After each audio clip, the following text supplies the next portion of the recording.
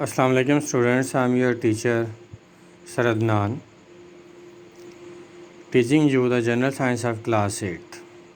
Students, آج ہم chapter number 4 کے لانگ کویسچن نمبر 2 کے 3rd اینڈ 4th پارٹ پڑھیں گے، جو کہ ہے acid rain and ozone depletion کے بارے میں۔ The answer of acid rain is on page number 52۔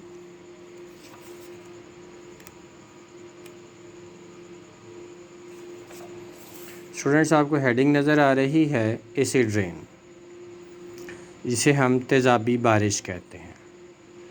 Sulphur dye oxide and آکسائڈز of nitrogen are present in the atmosphere as year پولوٹنٹس۔ Sulphur dye oxide اور nitrogen کے جو آکسائڈز ہیں وہ ہمارے ماحول میں موجود ہوتے ہیں، جس کی وجہ سے ماحول میں آلودگی ہوتی ہے۔ They get dissolved in water vapours in clouds and turned into acids. جب بارش کا پانی آتا ہے تو اس کے ساتھ یہ مکس ہو جاتے ہیں اور تیزاب بن جاتے ہیں، جیسا کہ ہے sulphuric acid and nitric acids. These acids make the rain water acidic. ان ایسڈس یا تیزابوں کی وجہ سے بارش کا پانی تیزابی ہو جاتا ہے۔ نیکسٹ اس کے ایفیکٹس ہیں، جو کہ پیج نمبر 53 پر ہے۔ آپ نے ہیڈنگ لکھنی ہے ایفیکٹس، اس کے اثرات۔ Acid rain kills the aquatic life in rivers, lakes and ponds. تیزابی بارش کی وجہ سے دریاؤں، ندی نالوں میں جو پانی میں رہنے والے جاندار ہوتے ہیں وہ مر جاتے ہیں۔ It destroys the leaves and barks of the trees. یہ درختوں کی چھال اور پتوں کو تباہ کر دیتی ہے۔ It corrodes the metals and stones used in the buildings.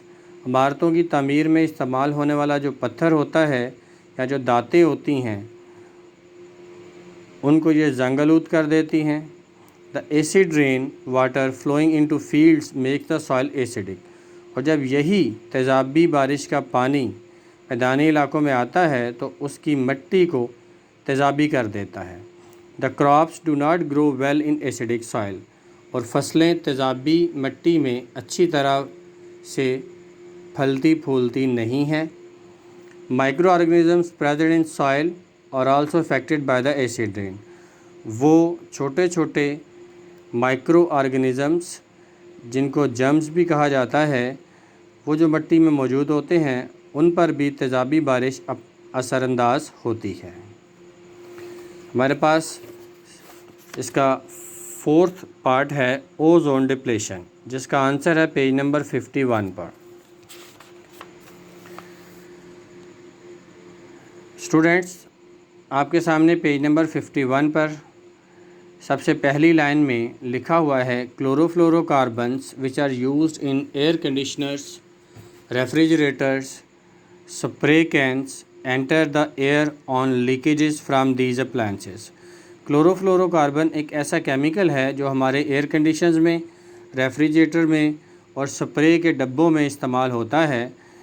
Inter the air on leakage from these appliances. جب ان میں سے کہیں سے کوئی لیکیج ہو تو یہ کلورو فلورو کاربن ہماری ہوا میں داخل ہو جاتی ہے۔ آن ریچنگ دا اوزون لیئر، جب یہ اوزون کی تہہ تک پہنچتی ہے، دے ریئیکٹ ود اوزون، یہ اوزون کے ساتھ عمل کرتے ہیں، and cause thinning of this layer, اور جس کی وجہ سے یہ سطح پتلی ہو جاتی ہے۔ Hence the ozone layer is depleted, تو اوزون کی جو سطح ہے وہ پتلی ہو جاتی ہے۔ This phenomena is called ozone depletion. اس نظریے کو اوزون ڈپلیشن یا اوزون کا پتلا ہونا کہتے ہیں۔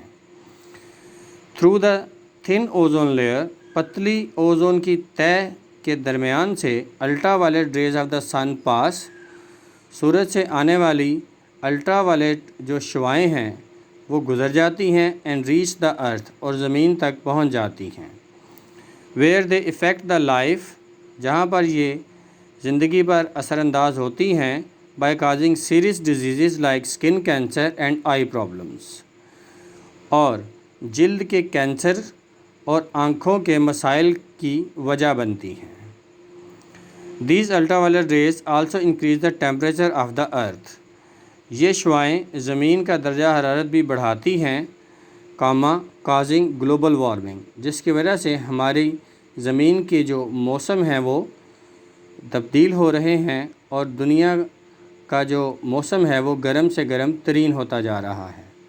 اسٹوڈنٹس، یہ آج آپ کا سیکنڈ لانگ کویسچن کمپلیٹ ہو گیا ہے، جس میں 4 پارٹ تھے: greenhouse effect, global warming, acid rain and ozone depletion. Students, یہ آپ نے اپنی ہوم ورک کاپیز پر لکھنا ہے اور اسے اچھی طرح لرن بھی کرنا ہے۔ Thank you very much. اللہ حافظ۔